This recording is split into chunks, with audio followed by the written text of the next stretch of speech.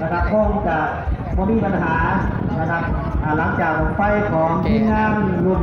10ของดีรุ่น10หรือว่าโจ๊กแก่พยาออกจากฐานไปแล้วนะครับขอให้น้ำมาไฟออกเทียบฐานเลยทำคะแนนได้หลายถ้าใส่ด้านขวาปลอดภัยขอให้ทีมงานของรุ่น10จงโชคดี3 2 1ไป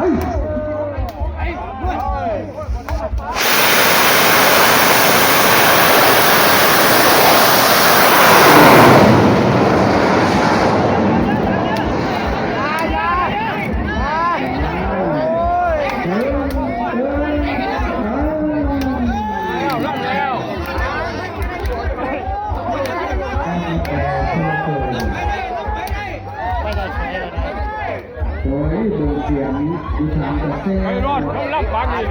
ที่ว่าเขาเนี่ยถ้าเป็นที่เขารับฟังอีกไม่รอดคนนุ่งไม่รอดถูกไปไหนก็มีถูกพวกนี้ได้รับฟังนี่ไปไหนอยู่ไหน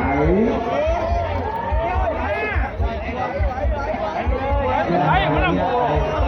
งานไปต้องเสียเข้าออกไปไหนอยู่โอเคผมให้เด็กนะเดี๋ยวที่หันจะดูฟ้าเดี๋ยวดูตัวนี้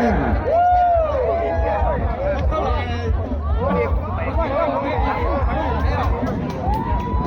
โอ้ยโดนมาตกให้ผมโดนอยู่ตรง